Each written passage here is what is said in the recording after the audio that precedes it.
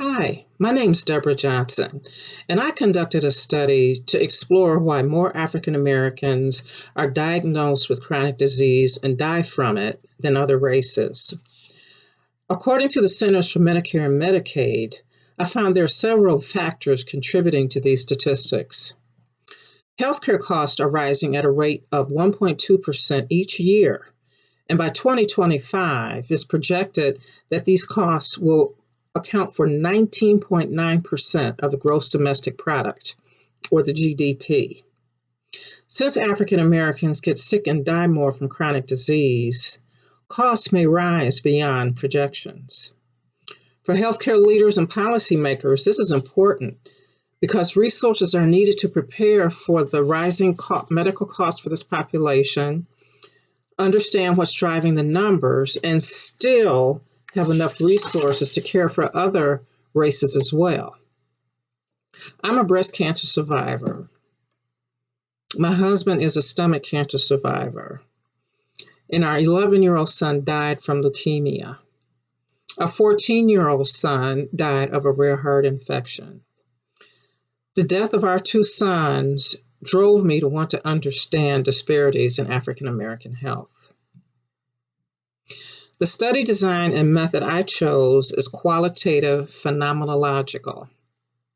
This design allowed me to interview African Americans to understand their views on health disparities and provide suggestions for improvement. During the study process, I learned how to conduct interviews and describe the interviews, analyze data based on the responses, and use historical and current literature to write my paper. The secondary skills I learned were project management and organizing my personal schedule to align with the milestones of the study.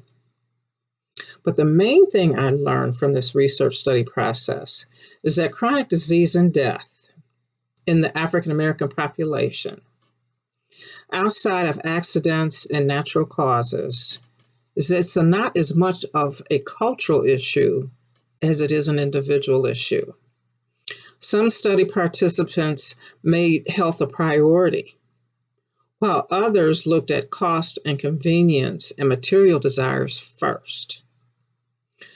While these two views may be driven by different factors such as resources, transportation, daycare, or the perceived seriousness of illness or their health, the study is needed to gain insight from all stakeholders in the medical, legislative, and community arenas to learn how to prevent the onset of chronic disease, avoid preventable death, and educate African Americans on creating and maintaining healthier lifestyles long term.